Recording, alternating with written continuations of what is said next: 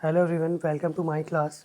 आज की क्लास हमारी वन दरोगा मेन से रिलेटेड है, जो कि हम हाथी और टाइगर रिजर्व के बारे में पढ़ेंगे कि लेटेस्ट क्या उसके आंकड़े हैं और कब कब क्या योजनाएं चलाई गई इन्हें बचाने के लिए और इन्हें सुरक्षित रखने के लिए, इनके लिए गलियारा बनाने के लिए, और हम मानव और एनिमल संघर्ष को कम करने के लिए कब कब क्या किया गया।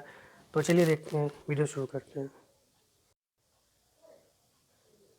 हाथी रिजर्व के लिए प्रोजेक्ट हाथी चलाया गया था। ये फरवरी 1992 में चलाया गया था और ये हाथी दिवस 12 अगस्त को मनाया जाता है। अ, और इसके उद्देश्य देखते हैं। इसके उद्देश्य थे कि हाथियों को सुरक्षित आवास को सुनिश्चित करना हाथियों के लिए, क्योंकि जंगल इस तरह कटे जा रहे हैं। आसपास के जो समुदाय रहते हैं वो उस चीज़ों का भोग करते हैं। तो वनों के लिए वनों की जो लकड़ियाँ हैं उनका डिफरेंट यूज़ होता है। महंगी लकड़ियाँ होती है, तो हर चीज़ फर्नीचर से लेके बेचने आदि में सब चीज़ों में यूज़ की जाती है वो लकड़ियाँ। तो इसलिए जो काटे जा रहे हैं तो आवास उनके सुरक्षित नहीं रहे हैं। तो सबसे पहले हाथियों को सुरक्षित आवास रहना चाहिए। उसके बाद मानव हाथी संघर्ष रोकथाम को सुनिश्चित करना चाहिए। जैसा कि मैंने कहा कि जो आसपास के समुदाय रहते हैं अक्सर वो हाथियों से उनकी संघर्ष होता रहता है। तो उन चीज़ों को कम करने के लिए उनके लिए एक सुरक्षित आवास हो, आसपास की जो समुदाय आबादी वो उनसे दूर रखा जाए, जिससे हाथी आज़ादी से रह सकें अपने वहाँ पे। और जो कि समुदाय वहाँ रहते हैं तो उनके डिफरेंट त्यौहार आते हैं, तो उसमें हर तरह की एक्टिविटी होती है, बम पटाखे वो, तो उस सबसे जानवरों को दिक्कत होती है। तो वो उस चीज़ों से भी कई बार हाथी समुदाय की तरफ चले आते हैं, जनहानि होती है उससे। तो मानव हाथी संघर्ष और बढ़ता है। उसके बाद देखिए हाथियों के संरक्षण प्रबंधन में राज्यों की मदद। जो भी जहाँ भी हाथी अभयारण्य है और हाथी रिजर्व है, तो उनके लिए क्या है कि उन राज्यों को केंद्र सरकार विशेष पैकेज देती है, उनके प्रबंधन का तरीका बताती है, उनको प्रबंधन करने में मदद करती है। तो ये उद्देश्य है। और उसके बाद नेक्स्ट पॉइंट देखते हैं मैं हमारा कि हाथी संरक्षण रणनीति मुख्य रूप से देश के 16 राज्यों में और केंद्र शासित प्रदेशों में लागू की गई है। उसके बाद देखते हैं कि कब क्या था। 2012 में जब हाथियों की आबादी काउंट की गई तो ये 31,368 के समथिंग थी, जो कि 2017 में जब लास्ट बार हमने इसकी काउंटिंग की हाथियों की, तो ये घट के 27,312 आ गई है। और जब हाथी अब चला था हाथी रिजर्व का, सरकार ने किया था प्रोजेक्ट हाथी, उस समय 1992 में देश में लगभग 15,000 के करीब हाथी हुआ करते थे, जो कि देख सकते हैं 2012 में बढ़ के 31,368 हो गए थे और 2017 में घट के 27,312 हो गए थे। इस समय लगभग इतने ही आसपास हैं। आप 1-2 हज़ार आगे कर लीजिएगा।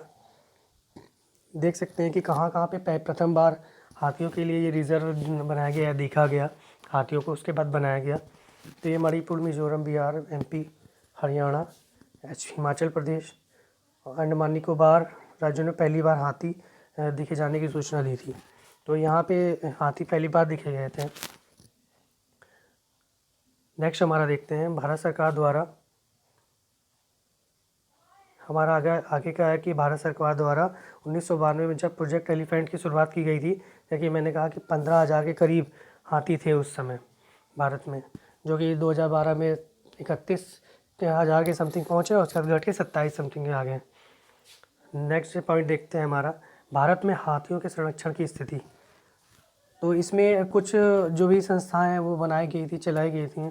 इंटरनेशनल कुछ संस्थान हैं हाथी से रिलेटेड, वो ये जानवरों से रिलेटेड, उन्होंने कुछ पैमाना बताया था, क्राइटेरिया कि कैसे हाथी से पढ़ सकते हैं रखते हैं। तो वो है पहला वन्य जीव अधिनियम है 1972 का, देख सकते हैं अनुसूची 1 में है। फिर IUCN है, रेड लिस्ट जारी करने वाला, जो लुप्त प्राय वो जानवरों में है, उसमें हाथियों को बहुत ही विशेष कैटेगरी में तो नहीं लेकिन रखा गया है। उसके बाद साइड से देख सकते हैं आप परिशिष्ट 1 में है सिटीज़ में। उसके बाद नेक्स्ट पॉइंट देखते हैं हमारा भारत सरकार ने वर्ष 2010 में हाथी को देश का राष्ट्रीय विरासत पशु घोषित किया था। इसीलिए क्योंकि हाथियों की संख्या में वृद्धि हो, उनको लोग मारे ना, मानव हाथी संघर्ष कम किया जा सके, उनको एक लवली एनिमल टाइप में रखा जाए, लोग उसको ज़्यादा तंग ना करें, उसी से उद्देश्य से इसे विरासत पशु घोषित किया गया था। क्योंकि वैसे तो हाथी बहुत शांत रहते हैं, हाथी वैसे तो बहुत शांत रहते हैं, लेकिन जब अगर उन्हें दिक्कत की जाएगी फिर जहाँ आस पास जो भी जनजाति रहती है उनके लिए फिर वो काली हैं, वो पूरे जनहानि जब तक पूरा कर नहीं देंगे तब तक मानेंगे नहीं। तो ये चीज़ें हैं भारत में। 2010 में जो विरासत पशु बनाने के पीछे यही उद्देश्य था, हाथियों की संरक्षण और उनके मानव हाथी संघर्ष कम किया जा सके, शत्रु के रूप में ना हाथी हुए देखें। तो हाथी वैसे भी झुंड में चलते हैं, तो अगर दुर्व्यवहार होगा, उनका सही से रखरखाव नहीं होगा तो मानव जनहानि ही करेंगे जो आसपास रहते हैं।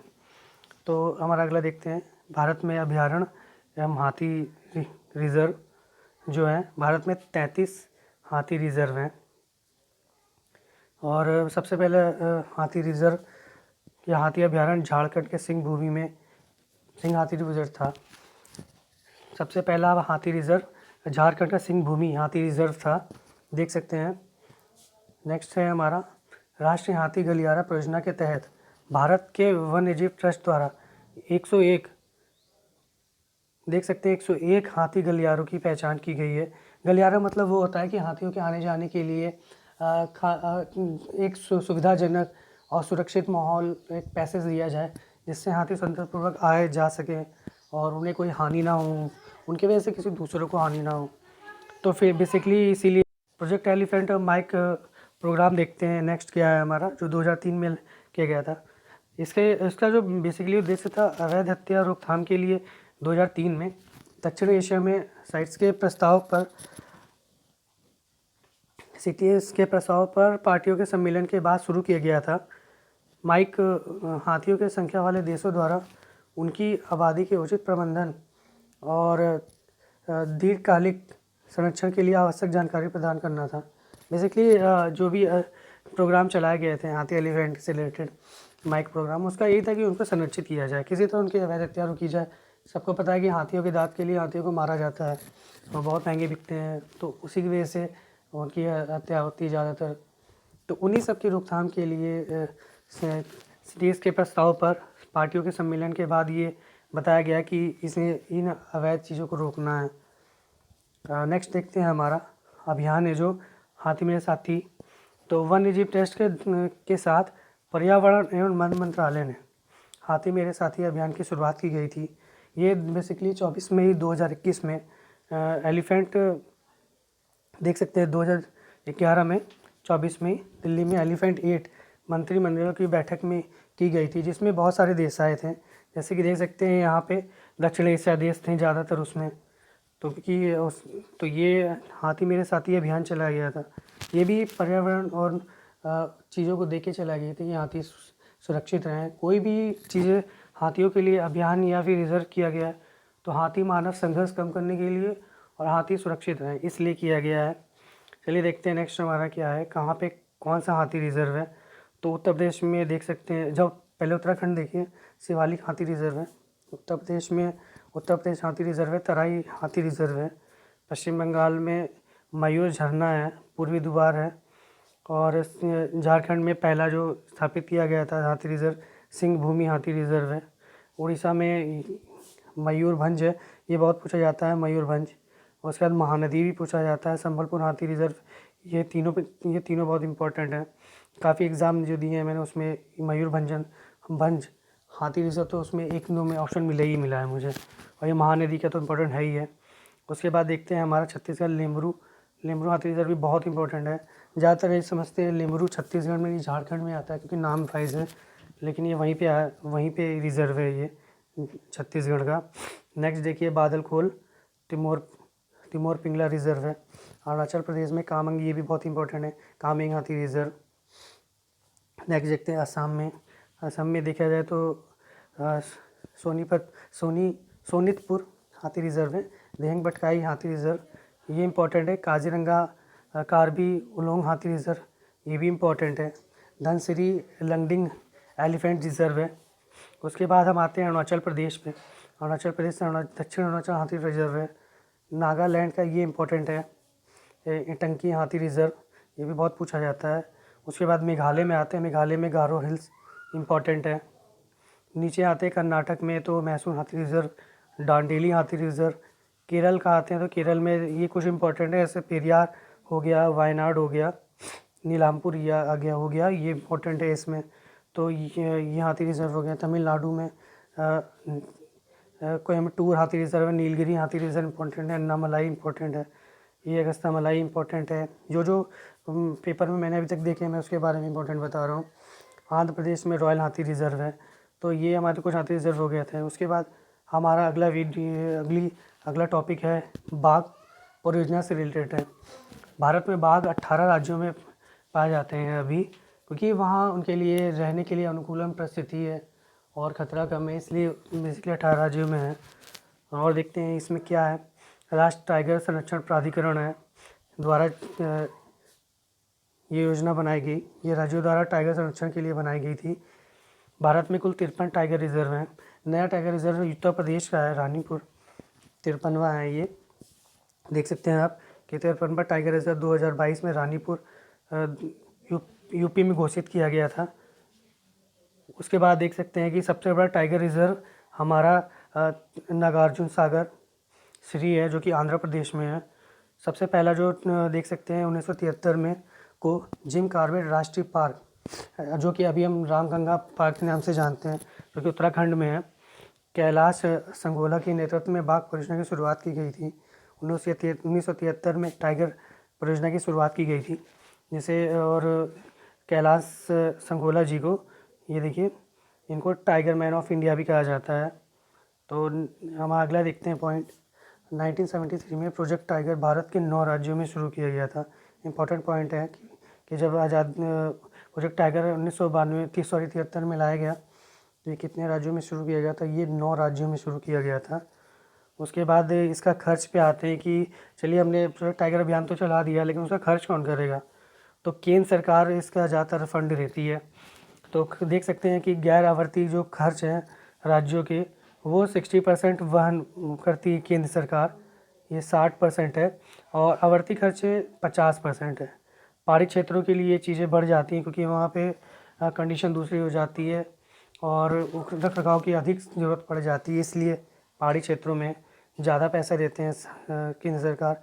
यहाँ 90% सहायता केंद्र सरकार की होती है। उसके बाद देख सकते हैं टाइगर रिजर्व को कोर जोन और बफर जोन में शामिल किया जाता है। कोर जोन और बफर जोन। कोर जोन वन्य जीव संरक्षण के लिए होता है, जबकि एक से अधिक कार्यों के लिए बफर जोन होता है। इसीलिए इस मॉनिटरिंग पे ध्यान रखने के लिए कि ये प्रोग्राम अभियान जो भी टाइगर रिजर्व हैं ये सही से काम कर रहे हैं कि नहीं कर रहे हैं, हाँ इनके नुकसान तो नहीं पहुंचाया जा रहा है टाइगर्स को, और जो भी प्राधिकरण बनाए गए हैं उसकी मॉनिटरिंग करने के लिए टाइम टू टाइम ये स्पेशल टाइगर प्रोटेक्शन फोर्स बनाया गया है, STPF का। इससे ज़्यादातर वही सुरक्षा करने के लिए है बाघों के लिए, कि उनके जो रख रखाव ठीक से हो रहे हैं कि नहीं हो रहे हैं। ये केंद्र सरकार को रिपोर्ट अपनी देते हैं और उसी के अकॉर्डिंग फंड मिलता है और कटौती भी की जाती है, और टाइटल भी छीन लिया जाएगा अगर राज्य सरकार सही से रख रखाव नहीं करेगी, इन सब चीज़ों का ध्यान नहीं रखेगी तो। नेक्स्ट देखते हैं हमारा बाघ संरक्षण 1973 का है। बाघ की 8 उप प्रजातियाँ पाई जाती हैं, देख सकते हैं, जो कि 3 विलुप्त हो गई हैं। जैसे कि टाइगर पे बाघों को मारा जा रहा है खाल के लिए, उनकी नाखून के लिए, दांत के लिए, तो इन चीज़ों की वजह से वो बहुत सी प्रजातियाँ विलुप्त हो रही हैं। 8 उप प्रजातियाँ थी, इसमें 3 विलुप्त हो चुकी हैं। नेक्स्ट पॉइंट देखते हैं हमारा प्राकृतिक पर्यावास में बाघ की औसत आयु, जहाँ आप लगभग औसत मान लें तो 8 से 15 के बीच में होती है। वहीं मानव निर्मित पर्यावास में इसकी एज 16 से 20 हो जाती है, क्योंकि तक मानव निर्मित में रख रखाव अच्छे से करते हैं, टाइम टू टाइम खाना मिलता है उन्हें, हर चीज़ की सुविधा दी जाती है। और प्राकृतिक पर्यावरण में कभी वो एक बार शिकार कर लेंगे, उसके बाद शिकारी ना मिले, तो फिर ये सारी चीज़ें होती हैं। बाघों की संख्या में नेक्स्ट पॉइंट है, बाघों की संख्या में कमी का मुख्य कारण बाघों के विनाश, बाघों का अवैध शिकार और बाघों को सुरक्षित क्षेत्रों में रखा जाना है। बाघों का अवैध शिकार और बाघों को सुरक्षित क्षेत्रों में रखा जाना है। बाघ बाल दिवस 29 जुलाई को मनाया जाता है। उसके बाद देख सकते हैं बाघ गणना विधि। बाघ गणना विधि की बेसिकली 2 विधियाँ होती हैं, एक होती है वैज्ञानिक और मार्क विधि। इसमें पंजों के निशान से बाघों की गणना की जाती है, क्योंकि हर एक पंजा तो एक ही ऐसा होता है, लेकिन थोड़ा सा अलग होता है, जो कि जो भी टाइगर विद और वो वनविद हैं उनको अच्छे से पता होता है पहचान, तो उसके अकॉर्डिंग वो गिन लेते हैं। दूसरी विधि है वैज्ञानिक और कैमरा टाइप विधि। कैमरा से काउंट कर लेते हैं कितनी संख्या में है। नेक्स्ट पॉइंट देखते हैं हमारा, राष्ट्रीय बाघ संरक्षण प्राधिकरण पर्यावरण एवं वन जलवायु परिवर्तन मंत्रालय के अधीन गठित एक सांविधिक निकाय है। ये बाघ संरक्षण वन्यजीव संरक्षण अधिनियम 1972 की धारा से रिलेटेड है। धारा जरूर देखिएगा, क्योंकि ये बहुत पूछा जाता है। बाघ संरक्षण वन्यजीव संरक्षण अधिनियम 1972 की धारा 38L1 के तहत ये प्रावधान किया गया है, राष्ट्रीय बाघ संरक्षण प्राधिकरण वाला। नेक्स्ट पॉइंट देखते हैं, इसके अध्यक्ष पर्यावरण वन एवं जलवायु परिवर्तन के मंत्री होते हैं। नेक्स्ट देखते हैं हमारा प्रोजेक्ट चीता, जो कि हाल ही में पिछले साल शुरू किया गया है मोदी जी के बर्थडे पे, जो कि नामीबिया से बहुत सालों बाद भारत में चीते लाए गए थे। पाँच जिसमें 3 नर चीता थे, 8 चीते लाए गए थे, जिसमें 5 मादा चीते थीं और 3 नर चीता थे, जो मध्य प्रदेश के कुन्नू नेशनल पार्क, जो कि ग्वालियर में पड़ता है, इसमें लाए गए थे चिनूक हेलीकॉप्टर द्वारा। अभी यहाँ पे इनके 3 बेबी भी हुए हैं, बच्चे भी चीता के। बहुत सालों बाद भारत की ज़मीन पे चीता के 3 बच्चों को जन्म दिया है, और एक चीता शायद इसमें मर भी गए थे जल्दी, बिना खाना नहीं मिलने की वजह से। तो फिलहाल ये है कि ठीक है, लोगों के पर्यटन के लिए लाया गया है उन्हें, क्योंकि भारत में चीता लगभग नहीं थे, तो नामीबिया से लाए गए थे 5 मादा और 3 नर, ताकि अधिक से अधिक बच्चे हों उनकी, इसलिए संख्या ज़्यादा है मादा की। नेक्स्ट देखते हैं नेक्स्ट हमारा घड़ियाल और मगरमच्छ संरक्षित क्षेत्रों से है। तो देख सकते हैं ये सब सारा इम्पोर्टेंट है। सतकोशिया जॉर्ज वन्यजीव अभयारण्य उड़ीसा में पड़ता है ये हमारा। अभीतरकनिका वन्यजीव अभयारण्य उड़ीसा का ही है। नंदन कानन वन्यजीव अभयारण्य उड़ीसा का ही है। चंबल वन्यजीव अभयारण्य राजस्थान का है, और गुंडी राष्ट्रीय उद्यान तमिलनाडु का है।